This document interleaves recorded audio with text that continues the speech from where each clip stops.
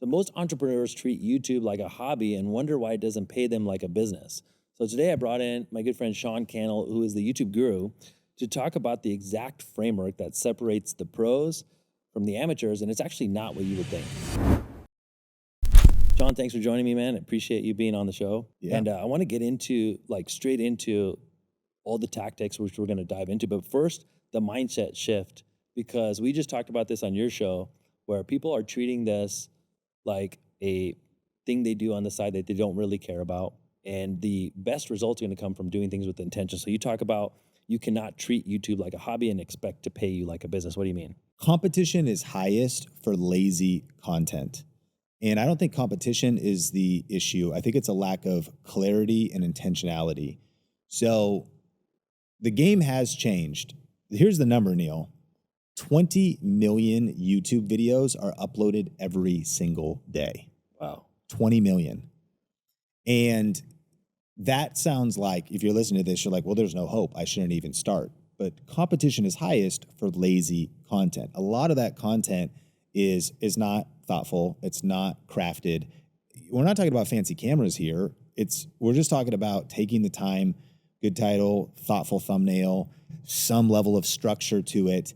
And so I think in today's world, you got to be in the top 10% because mediocre content is where the majority is. So what does it take to rise above? Just more intentionality, more attention to detail. We'll unpack what that means, thoughtfulness. And we were talking about it, the top 1% of creators are storyboarding their content and they have big teams. They're testing 50 thumbnails. All kinds of thumbnails, hours going into the content. But then at the bottom end, people are just rushing content out. They haven't developed the skills. They haven't studied. They haven't developed mastery.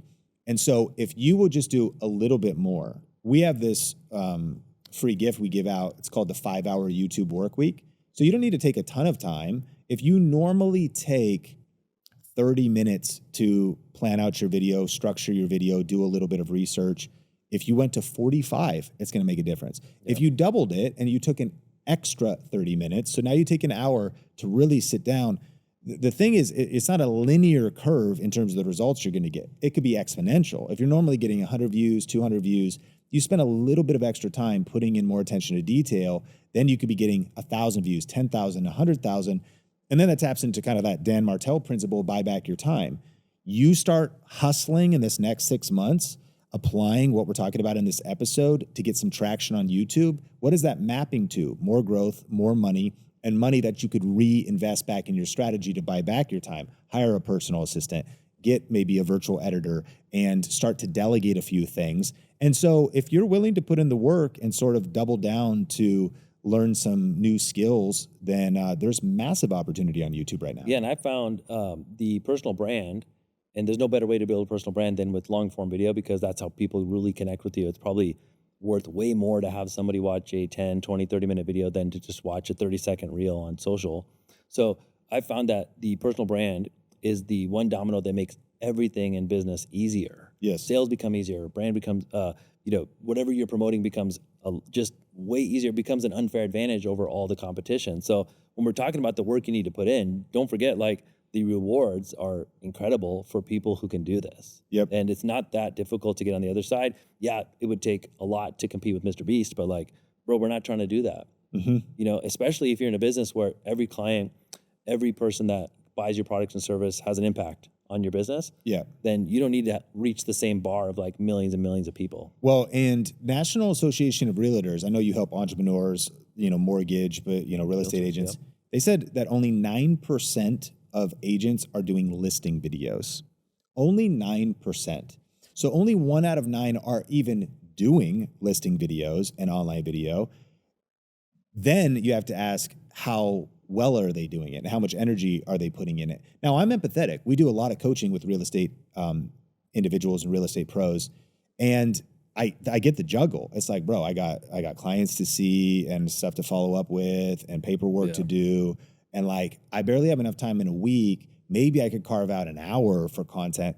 I think that emotion management, energy management, time management, and just taking a fresh look at your calendar, at your schedule, And doubling down on exactly what you just said, like you got to have the anchored mindset that what's waiting for you on the other side of building a powerful personal brand and building a powerful YouTube channel is more leads and more conversions and more transactions.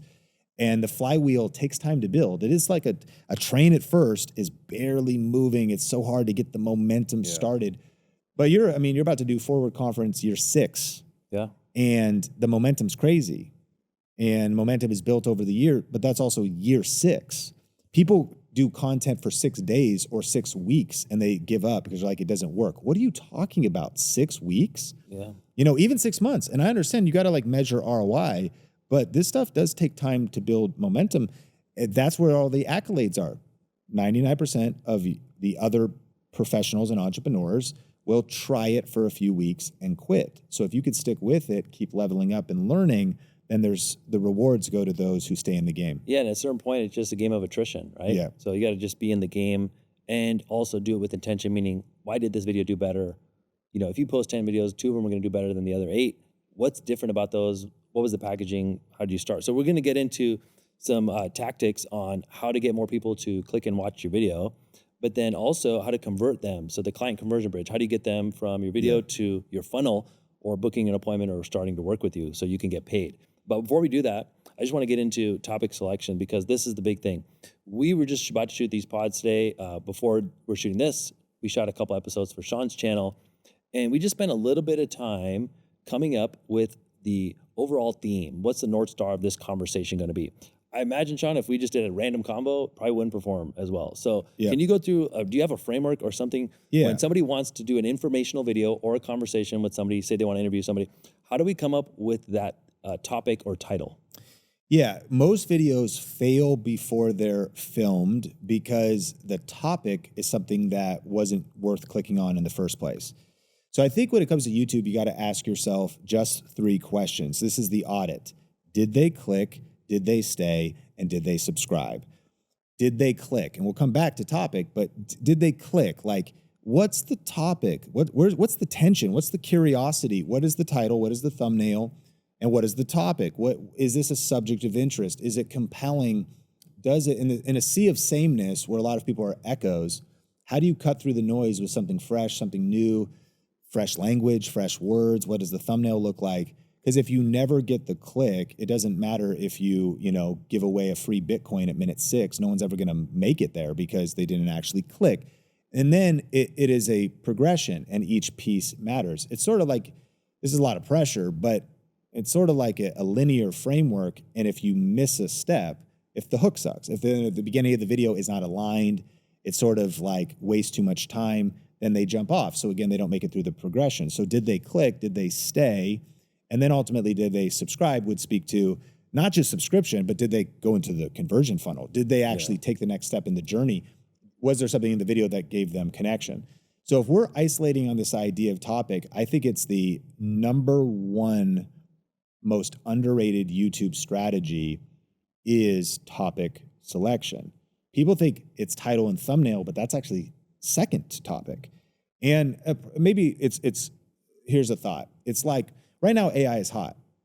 You should be talking about AI. It's affecting every industry, and it's getting a lot of views because it's new and it's now. I had Neel Patel on the podcast, and he made a bold claim. He said the only thing working on social media right now is new.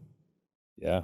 The only thing. And he mentioned going to Answer the Public, which allows you to search answerthepublic.com, which allows you to get insight on what are people searching and what's getting views on not just YouTube, but you could look on Amazon, what products are trending. You could look on Instagram, TikTok, Google, Bing, and YouTube, and you can get insight of what are people talking about now. And it's something you do the article strategy, newsjacking with your unique point of view. You're talking about something that's right now. Well, so then here's your options. You could do old school, how to get started in real estate, 5 tips. Not bad, but like really been done. And if you don't have a personal brand yet, how are you going to stand out and get noticed? The flip side, if you talk about brand new AI real estate listing tool, just changed the game, or the Fed well, that's a topic choice. That's actually choosing what topic are you going to talk about today. and your ability to also then package those topics. So are you going to talk, it could be news, it could be trends, or it also could just be what time of year is it? Are you tapping into a season, the timing? And so It's like the new way to do X. My best webinar this year for 2025 was the new way to crush on social, the new way to buy a home, the new way. So the market's changed. We're in a different season. Now you could incorporate AI too, but like the new implies, hey, there's something novel about this strategy. Maybe I should check it out. And it's funny you say that. Those are the two most powerful words in social media and YouTube are new and change. I did a study on Tom Bilyeu impact theory. Yeah. And he pulls a lot of views, has a lot of different podcast guests and whatnot. But if you look at his most viewed episodes, almost all the titles say change or changing. The economy is changing. Everything changed. Money is changing. Dating and relationships is changing. Now, this actually taps into a deep psychological trigger where if you went back to more primal times, we are wired to wake up, check out our family, check out our kids, check out our food supply, walk around and be like, is everything cool? We're like, it looks cool.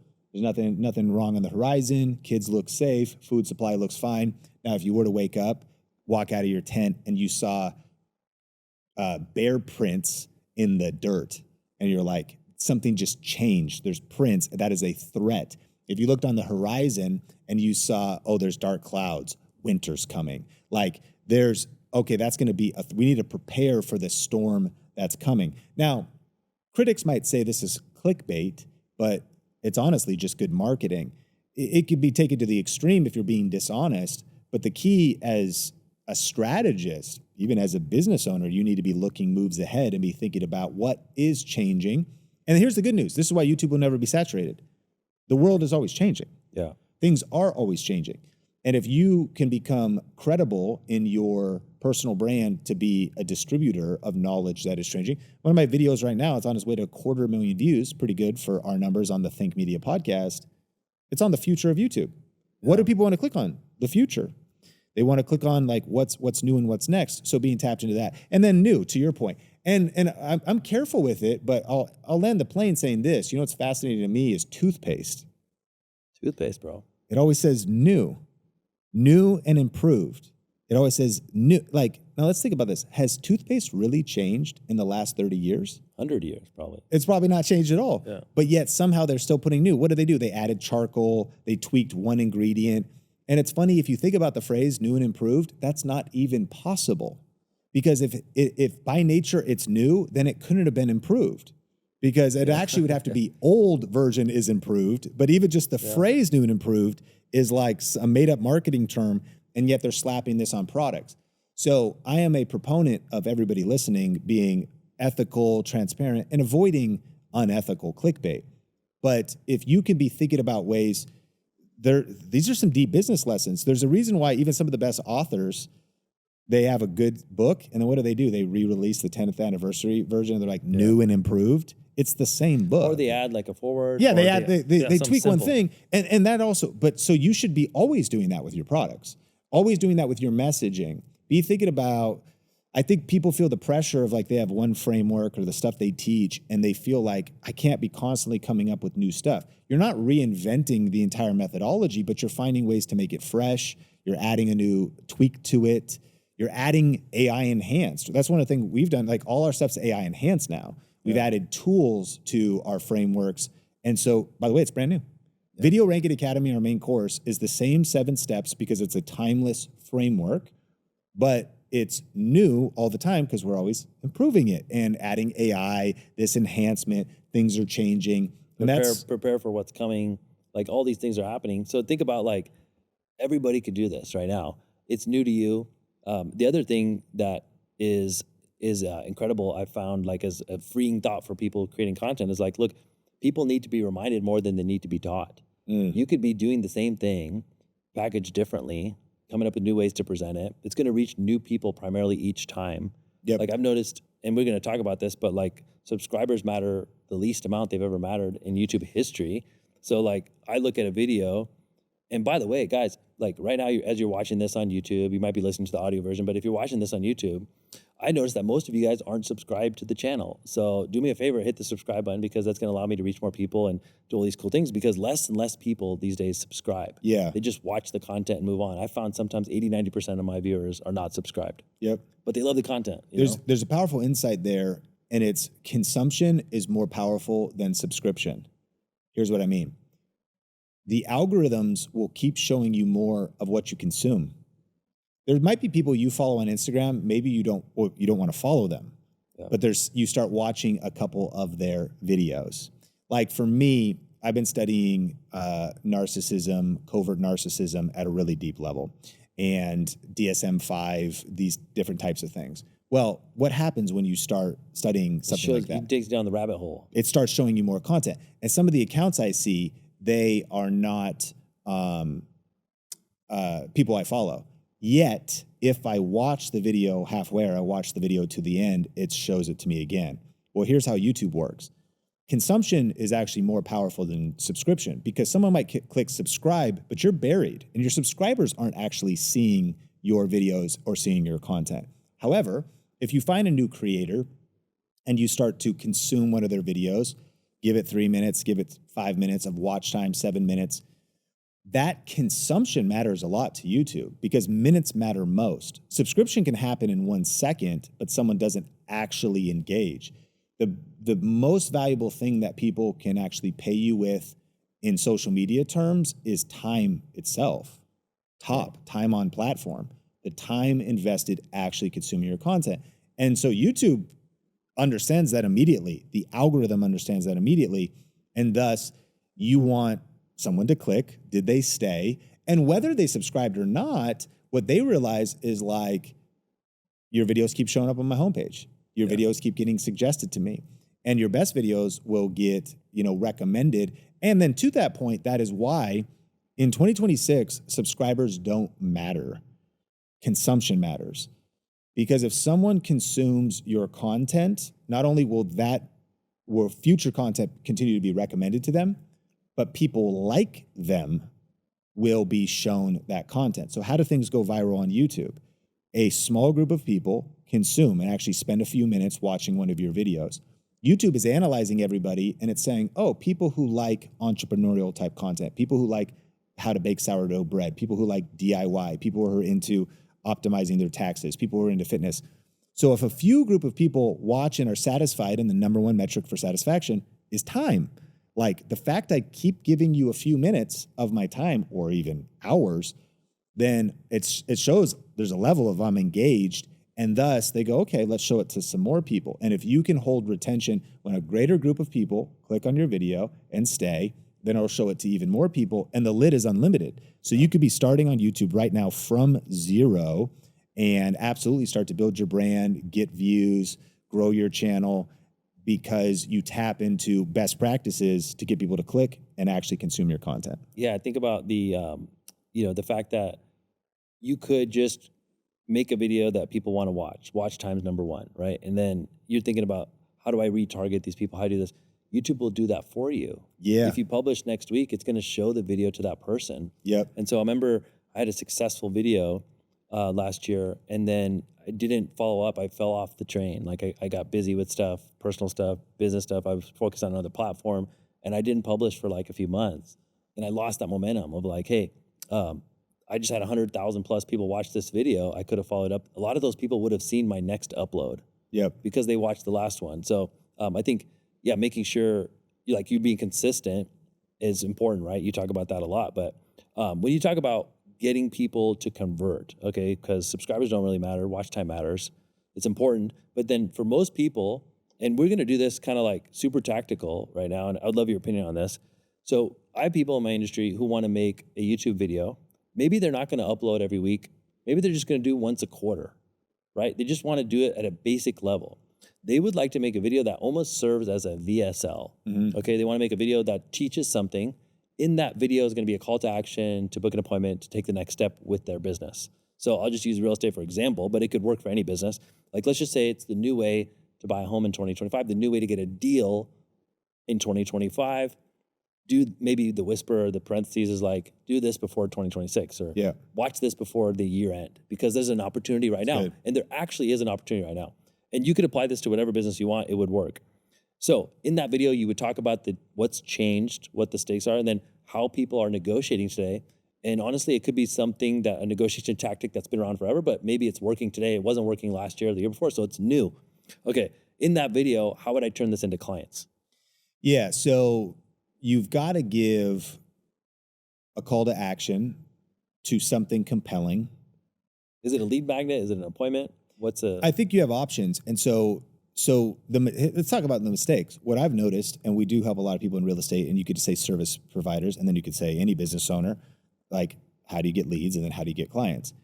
Mistake number one, they don't even give a call to action. Yeah. So the fact you actually give one. Number two, they actually don't give it enough time. Maybe you're afraid, you want the watch time. They don't stop and give a call to action, but actually take the time to explain it. The idea is like, well, what if somebody jumps off? What if you give a call to action in the middle of the video and it kind of kills that audience retention? Well, here's the alternative question. What if you don't give a call to action? Well, then nothing will ever happen. Your business will never grow. So even if a few people jump off, slowing down enough, on my podcast, my main format of content that I work on, if it's an hour episode, it's like a habit and a routine for me. It's 2 ad spots, and it's always my own stuff. And it might be just at what point in the video? Like, yeah, so say call it a 20-minute video. Yeah, well, in a 20-minute video, it's probably 1 ad spot. Okay, 30-minute, you could do 2. I probably want to do. I'm talking an hour. So Okay. so I'd probably in 30 minutes I'd do 1. In an hour I'd do 2, and I'd re-hit it. So I'd hit the 1. But my point's like roughly halfway. So if it's an hour long, it's like at 23 minutes, and then at whatever the logical spot is. But I just want to make sure that I actually slow down and articulate what it is and what is the value. So in this case, this would be a lead magnet. Yeah. And I think if you're a service provider, maybe you give away. I was coaching a channel that does cruises, and so it could be a quiz that could be very powerful if you want to build one. Assessment. Quizzes can be really powerful, but it also could be, what eventually we drilled down in coaching was like hacks. Like if this couple does cruises all the time, all these different secrets. And I actually have never even been on a cruise, but I was thinking about like, is there a way that you could get to the elite level deck, because they'll always give you a tour and they'll let you try it for 1 day, even if you didn't pay for that or something. Yeah.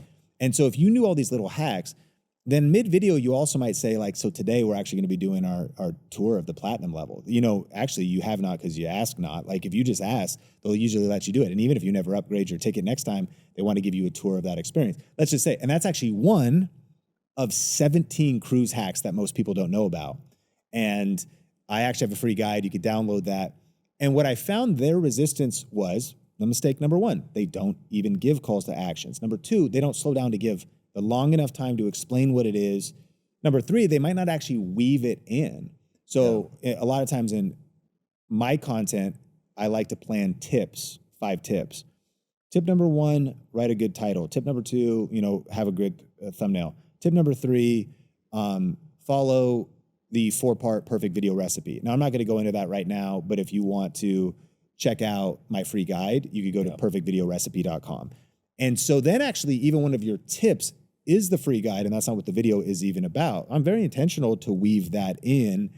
And so a real estate agent could, if you want to do your free assessment, if you want to go do a quiz to see what you qualify for, at one point, a sophisticated business would have perhaps a few different free gifts or mechanisms.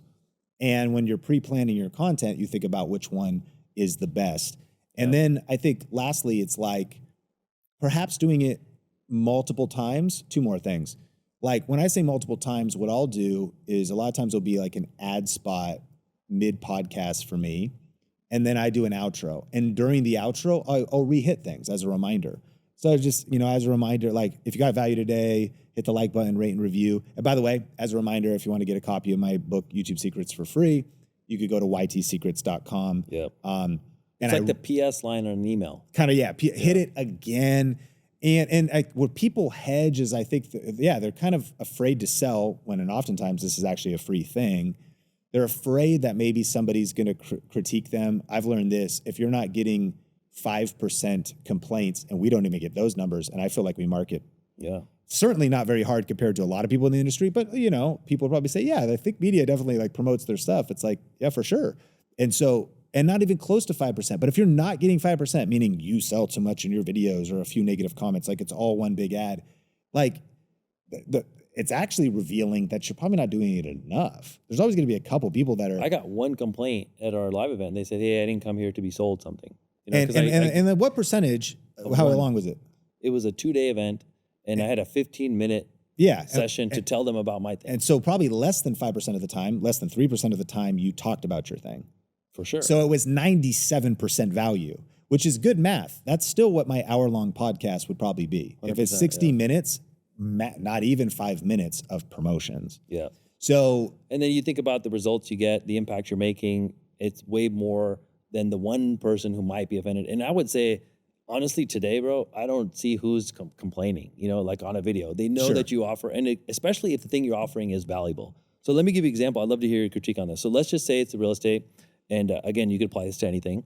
Let's say you're teaching the new way, and then you're like, I'll use your idea. So I'm like, guys, this is one of, I'm going over the top 3 today of the hacks to get a great deal in 2025, but there's actually 7. So there's 4 more. I don't have time to get into them today, but I put together all of them in a PDF. If you want to grab that, there's a link here or in the description. Go ahead and grab that. And then you can just continue the conversation. Yep. And then again, at the end, you could be like, make sure you grab my top 7 tips on getting a deal. Guys, this guide, it's a few pages, will save you tens of thousands of dollars and save you so much time and headache. So make sure you grab that. And here's a couple things too. If you can physically print it out, even if it is only digital. Yes. So for anyone's watching, hold it up physically. Or it could be like B-roll of it scrolling on the screen, on the phone, whatever. Yeah, I actually have a real estate guide. I put it on an iPad. I put the cover on an iPad and then hold up the iPad to show the cover of the free download.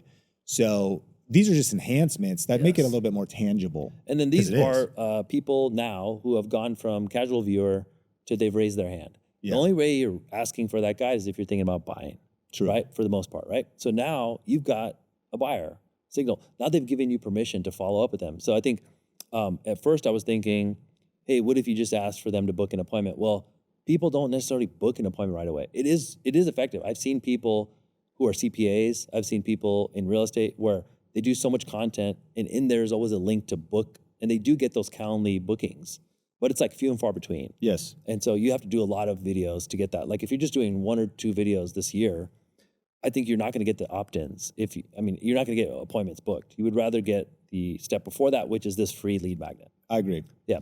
And then I think the missing piece is, I think probably everybody, including myself, underestimates the amount of energy you should be investing in follow-up. Yes. They also underestimate some very discouraging numbers as it pertains to like marketing attrition.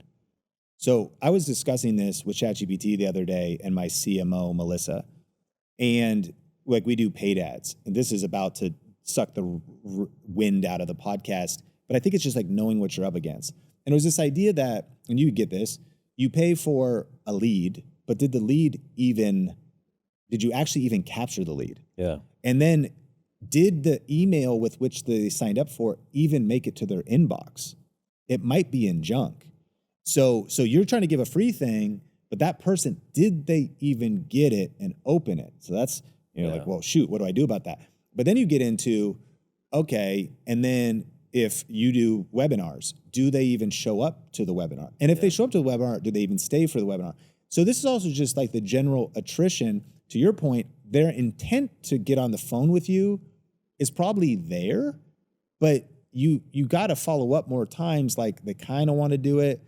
This is why people do like phone sales, even just a double call. One call comes through, people are like, I don't recognize that number. And then it calls you again and it increases. Yeah. Like that's a second, like how much are you following up? So I think the encouraging thing is just to sort of shift your mindset and think about just methodically, patiently working through these steps and doing it a lot. Maybe just because you've promoted your free thing, you want to talk about it in every YouTube video you've did, and somebody might have tried to download it once, but it never made it to their inbox. They're like, that's right, I did want to download that. Yes. And they do it again, and then it finally makes it to them. Or them hearing about it again reminds them to even go read it and open it up. Or them doing it again reminds it's like reminding people more. Yeah, reminding them in more. the short form, in the long form, in the emails, everything. And then check this out, one little tactic. So you should have an autoresponder sequence. You teach this. Yep. So they opt in, they get your free thing, and then you have 6 emails over the next couple of days or whatever. But one of the things you want to do is in 1, 2, 3 hours after the initial opt-in, you need to email them again as an autoresponder. And this email says, hey, let me ask you a question. And then what it asks them to do is you just go, hey, I'm just curious, what is your biggest challenge? For me, what is your biggest challenge right now when it comes to YouTube? Please just reply to this email with what your challenge is. I don't have a chance to reply to all of them, but I do read them all because, number one, that's great consumer insights for me. But here's why. It crushes, improves email deliverability. Yeah. If somebody will not just, are you making it to their inbox, but if they will send you an email back, then your future email deliverability skyrockets. These are the nuanced tactics. Yes. That I did that on a webinar opt-in, and it crushed where people replied to the email. I just said, hey, let me know you're in. Just reply, I'm in. Yes. And so incredible. And so, yeah, like, and this is all learnable. It's all figure outable. Yeah. And as you think about dialing in those details on the process, all the way back for the real estate agent, then your results are going to go up. And then as a slight side quest, I do also want to encourage listeners, and you were talking about on our show that we recorded, even early on in 2018, when you were shooting your cringe videos, you were still getting business. And sometimes that business, though, was less tangible. It was more like you had a conversation and someone goes, man, I love the stuff you're putting out. Yes. There's a real estate agent in my area, a good friend of mine, Anton Stetner in Snohomish County. And he said, one of the things I've just been measuring is my phone rings more, is people are saying, I'm watching your videos. And I'm watching when he does a showing or somebody on his team does a showing, they're like, oh yeah, we watched a bunch of Anton's videos. Yeah. So now we're not talking about a lead or a tract, but we're talking about the brand lift. And I think the big key is both, because I do understand some people might be like, well, I can't measure that though, or it's not affecting my bottom line, Sean. Like if I'm not actually seeing the math, why am I doing this? I get it. So you do need real sales. You do need to track return on ad spend. You do need to track ROI, but you're underestimating the rigor over the long haul of the brand lift for everything else that's happening. Yeah. They downloaded your guide. They maybe never read it. Goodwill, even in download, I've done that a lot. There's so many webinars I sign up for, and there's so many free things I've done. And I'm like, yeah, I've even purchased things. One of the biggest sad stories of my life was, it's not that sad, but I was at VidCon years ago, and just Tim Ferriss was just sitting in a session. And it felt like a dumb thing to say, but I mentioned something like, I go, Tim, like, dude, you're like one of my favorite authors. I bought your book. I haven't read it. It was like 4 Hour Body because it's, 500 pages. And I was like, that probably wasn't super encouraging to say to an author, like, dude, I bought your book. I haven't read it. But I mean, he maybe was glad I bought it. He was like, oh, so has it really impacted you? But that's the funny thing is there was even a connection. Having not read the book, there was an affinity there from just the value he's put out. And a lot of times when you're a fan of an author, this is definitely a side quest, but it's like you have an exchange through what was a connection through what was exchanged. Yeah. Just the video they watched and the 3 negotiation tactics was a ton of value. You gave them 7. They haven't got to it yet, but this is all just value and connection, lifting your brand, and is going to compound into sales over time. And you think about using it as a conversion tool. So I think, some of the people in our programs who get the most are not getting it directly from leads.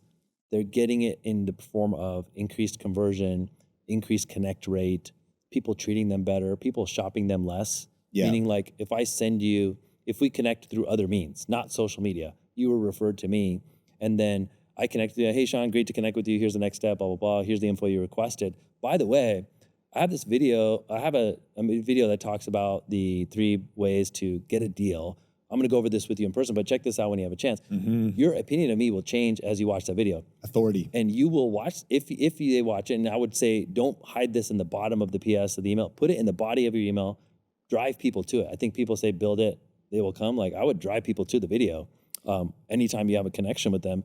And then I've just found that when they watch that, if it's done well, and maybe they go down the rabbit hole with you, you just become the one person they want to work with. Mm-hmm. And so I think that's totally underrated. I'm glad you brought that up, because that video may not even have a call to action. It would still convert for you. And if only 9% of realtors, and it's probably worse in all kinds of different industries, but are doing videos, according to the National Association of Realtors, you just set yourself in the top 10%.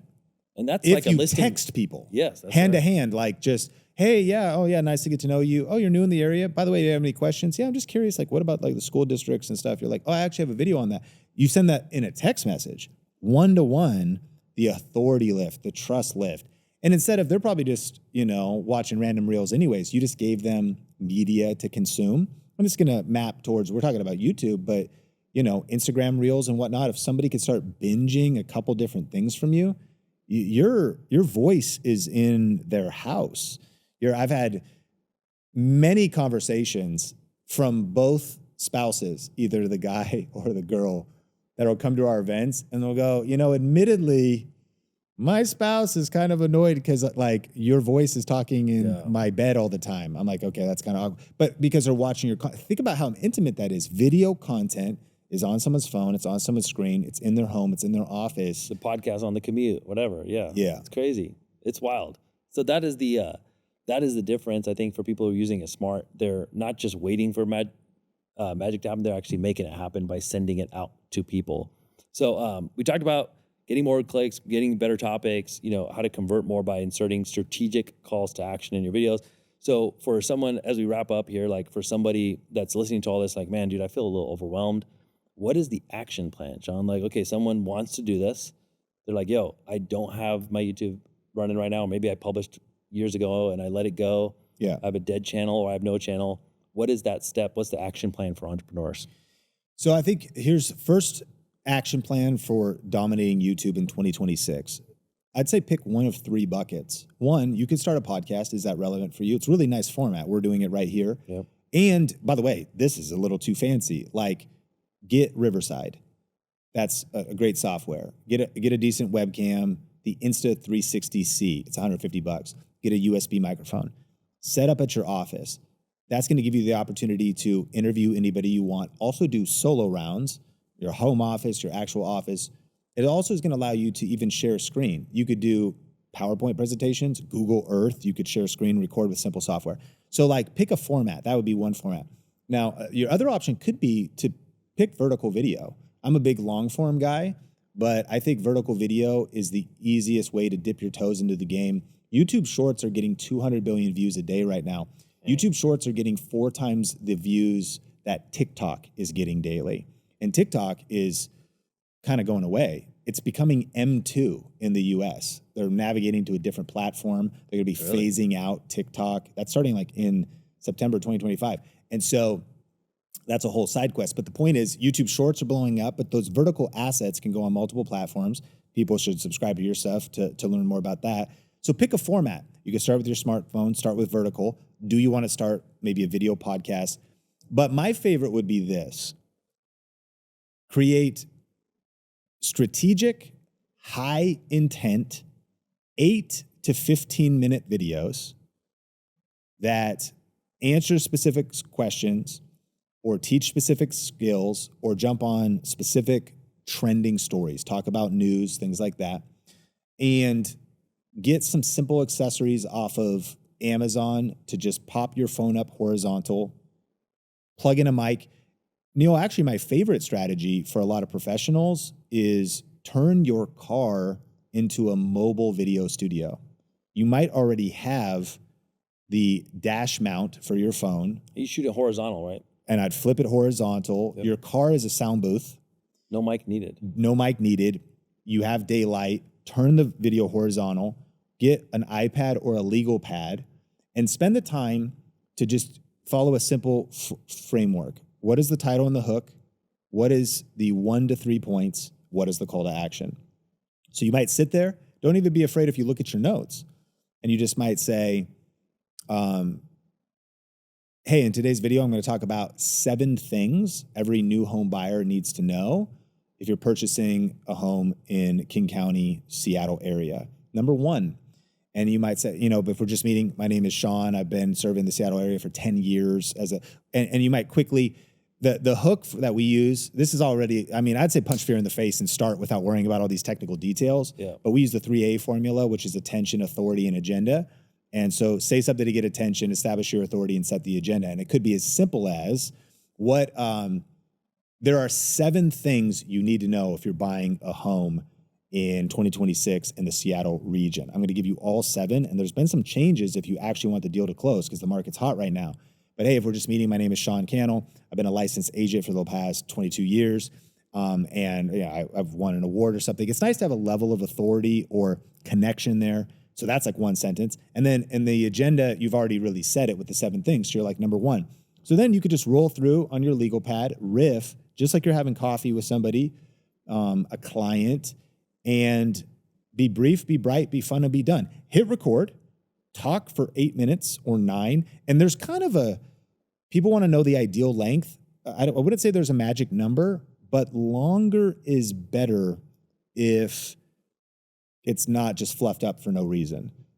I'm saying 8 to 15 minutes. Like if you go, YouTube Shorts can be 3 minutes now. So if we want to move to a rich video, if you got 7 things to say, that's a good 8-minute video. If it's 8 or 12 minutes, it just has a good chance of being a rich, educational, helpful, practical video. But here's the cool thing about this.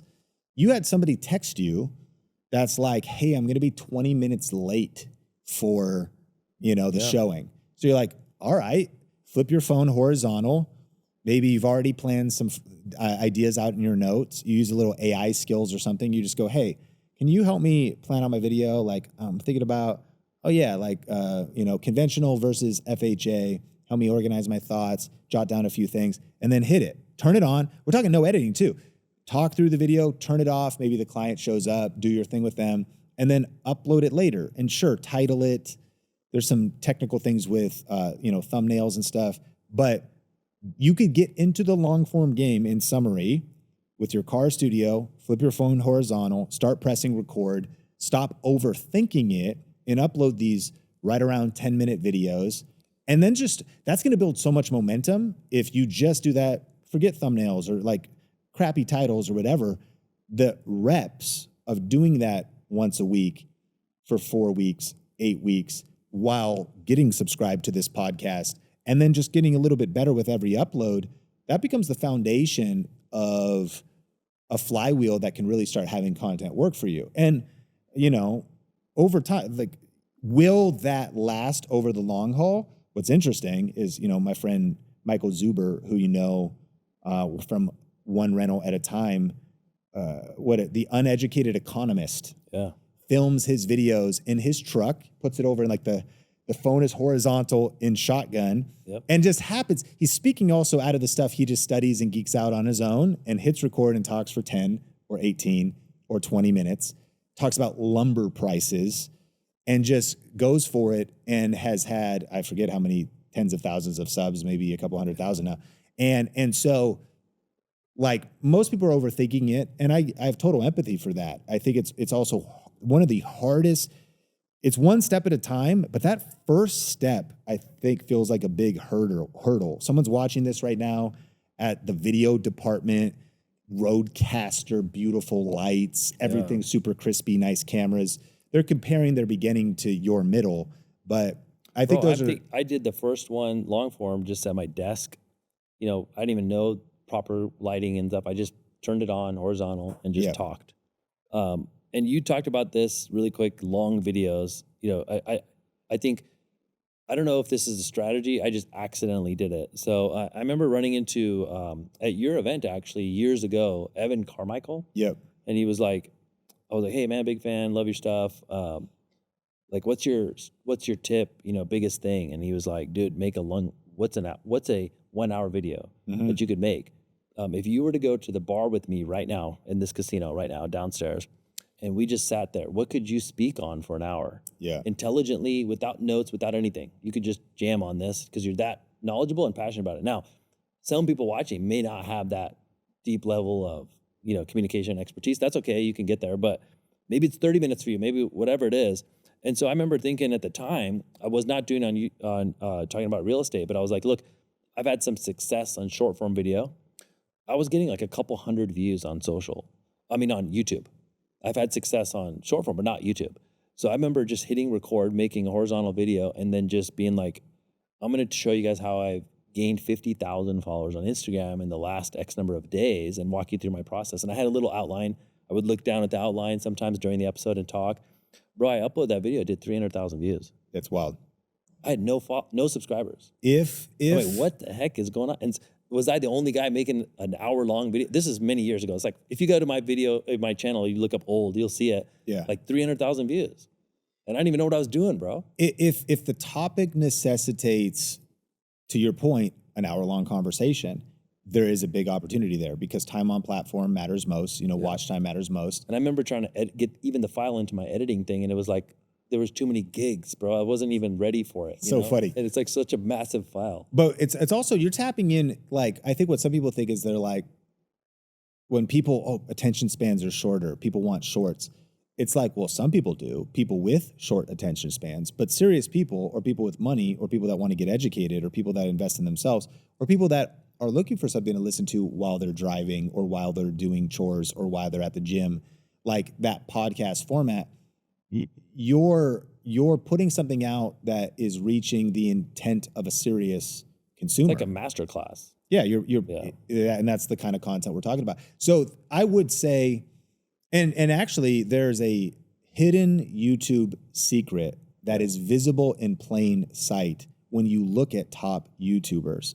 Ryan Trahan just visited 50 states and had this massively viral series. Mr. Beast, of course, as a model of the top YouTuber. How long are his videos? 24 minutes. Wow. How long are a lot of the top YouTubers' videos? A lot of the people doing video essays and breakdowns and commentaries, it's around 20 minutes, 30 minutes, 40 minutes.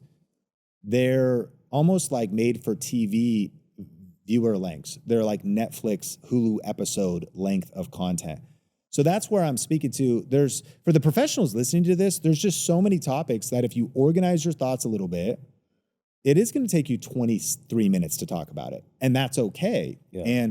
And you could be talking about relationships, marriage, fitness. You get biohacking, you get going, you start getting into the distinctions of depth that your audience of professionals that are listening to this, they've got that depth. I think it's learning how to just kind of organize it, thoughts, start putting it out there.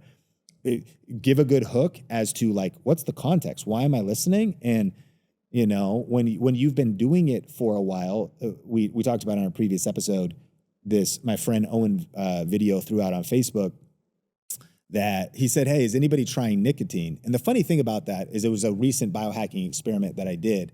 Not a smoker, I'm not vaping, but legit, I saw, Alex Hormozi's doing it, like Dave Asprey, and I was like, oh, okay, it's kind of in the biohacking thing. Well, at this point, with my friend Anthony, who's a roofer up in Washington, we biohack stuff, and ChatGPT, I've invested an outrageous amount of time talking about nicotine on ChatGPT.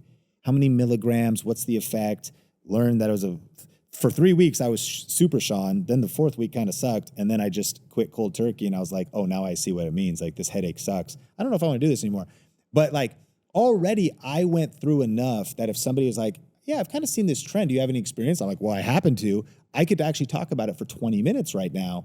And I'm relatively new to it. So for the professionals listening, weird example. Yeah, it's like you start putting your thought expertise into these buckets, film these videos in your car, or get a fancy studio, and that's just the beginnings of it. Then start setting yourself up for the long haul.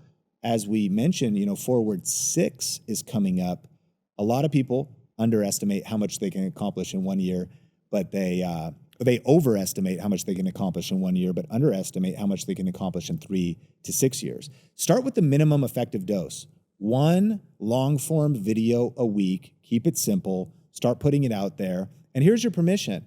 Well, what if I miss a week? It doesn't freaking matter. It really what if I take a month off? It actually doesn't matter. Like, do 1 video a week just get back to it. Come back what if I like some months or so, I don't even want to, that's what people do. It's like, it's all or nothing. It's like, I don't even want to start because we're going to be going on that cruise with a family and I'm going to wait till after, don't wait until after the cruise. Don't even wait till the end of the day. You're listening to this podcast right now. Get your next long form video or your first long form video posted in the next 24 hours and then just keep going. And if you got to take a week or a month off, who cares? The flywheel is going to be the compound effect that builds over time. And it really starts to kick in once you get the reps and things get interesting 6 months in, really interesting a year in. You're still going 2 years in, you've already outlasted the majority. They say the average podcast that starts never gets past 10 episodes. You just get past 10 episodes and you're already in the elite group of individuals that have, outlasted those. Business is a game of attrition. So, I think that getting started simple and then scaling up with these details over time is the way. 100%. And bro, I like that you said start a podcast. Like it is an easy way to have a longer video. It's just to have a conversation. Now it's not long for the sake of being long. There's rich information. Yeah. And so this episode is going to be 50 minutes something, but it's 55 minutes of like game that can get you seen more and get you paid more. Yes. That's valuable to the listener on their commute, on their thing. So think about what is that long video you could make. And it doesn't have to be, that was just one of the ideas that Sean brought up today, but what's the 20-minute video? Maybe what's the 50-minute video, depending on what the topic, if it warrants that long of a conversation. But man, I just think about start looking for the reasons why this would work. So many people watch this stuff and the questions you get and the questions I get are like, what if this, what if this, what if this? You're all looking for a reason why it's not going to work. Like you're seeing the problems before they exist. Yeah. And so I would just start, like, that's okay to do that. If you're like that, you overanalyze things, that's great. Because you're taking a full accountability thing of the whole landscape, but take that hat off and let's just look for the reasons why it's going to work. And you'll see so many more opportunities that way. So Sean, if people want to learn more about starting their channel, maybe how to take it to the next level, how can you help them at Think Media? Yeah. At Think Media, we help people start and grow successful YouTube channels. I think all different businesses, right? For all different types of businesses. And we do actually have a lot of really good general best practice advice, but we have a whole playlist for real estate professionals, a lot of loan officers as well that are in our community and business owners. I think the best resource people could check out is the Think Media podcast.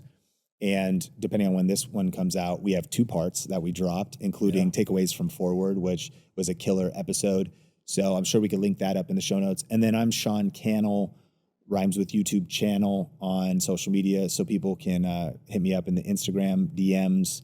You might get some biohacking advice too, bro. Yeah, some biohacking advice and recent biohacking experiments that I've been up to. Yeah, man. So thanks for being here, guys. Thanks, Sean, for joining us. And if you guys have questions, if you're watching this, drop a comment on what you want us to dive deeper on in the future. And then if you're listening on audio, just send me a DM on Instagram to let me know or post it in your Instagram story and tag me. And until then, we'll see you on the next episode.